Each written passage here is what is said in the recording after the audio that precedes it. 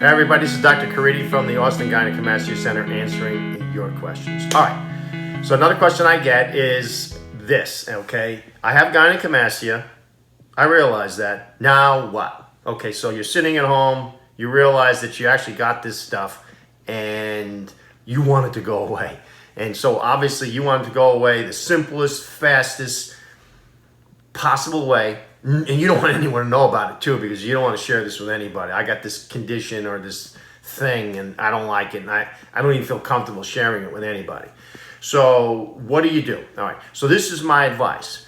You need to find the surgeon who's most qualified to care for your gynecomastia.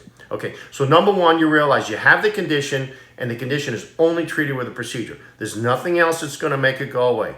Exercise, diet, lifestyle regimen changes, medications, lotions and potions and pills and things that you can get at the gym are not going to make your gynecomastia go away. In fact, it can make things worse, and it could really affect your medical state in a bad way if you're taking hormones in particular, which can really sort of interfere with the normal functioning of your body. Okay, so you know you have it. You're sitting around, you're like, ooh, this is kind of weird. I wish I could treat it by myself, but I really can't, so I have to go seek the skills of a surgeon. So how do you investigate these surgeons? Well, for some of you who are watching this video, you found us on the internet, okay? Now, I would say, well, why am I on the internet? Well, we do a lot of videos. We have a good track record of treating literally thousands of these patients. And for some reason, people may like me a little bit or may like us. So that's a good thing. And maybe Google sees that, and so they rank us up high, okay? But the real issue is, how do you know if someone's in your community is qualified as I am, let's say? Or, because I'm not the only person, there's other people who can do gynecomastia as well. So let me just give you a little refresher course. I'm a board-certified plastic surgeon. What does that mean?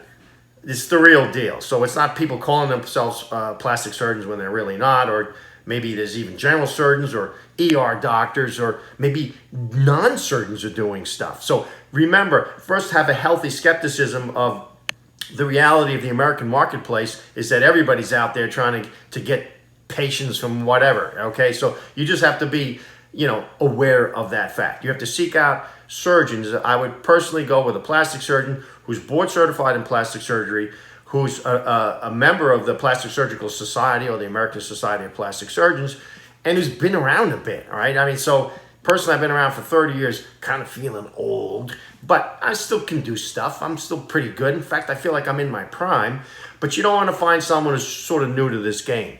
I can tell you that I think I'm a really good surgeon. I think we all think we're really good, but the fact of the matter is it probably took me a few hundred cases until I sort of figured it out, and actually a few thousand cases before I'm like, oh wow, I'm actually humble now, meaning like, I can get most of these perfectly right, but there are some cases that are a little bit more challenging, and sort of what I do is just based on what comes my way, and that's actually a cool way to do it.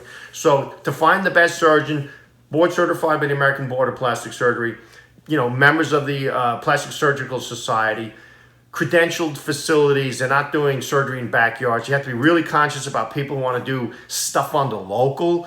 Some of the gynecomastia can be done on the local, but that's often a tip off to people who are not qualified, who shouldn't be doing it, who don't have the certified facilities, and basically the only reason they're doing local is because that's all they can do. Frankly, I have an anesthesiologist who's been with me for 30 years, and I believe in sort of comfort and safety issues. And I think that it shouldn't be a horrific experience to get your chest taken care of, and why not do it? If you're gonna fly in the front of the plane and, sit in the seats and lie back, whatever, and, get service. That's the way I look at it, and it's safe and sound, so it's all really cool. So the moral of the story is this: you have to seek out the most qualified people to take your gynecomastia. You guys are actually pretty sharp, generally speaking, which basically means if you sit down and you interview somebody, you'll get that feeling that, I don't know, I don't think he's done a lot, I don't think she's done a lot.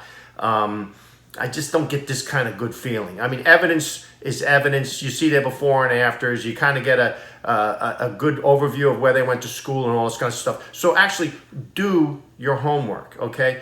Do that homework. Put yourself in the best surgeon's hands, and then life is good. That's all you could do. So anyway, if you got gynecomastia, find the best surgeon to take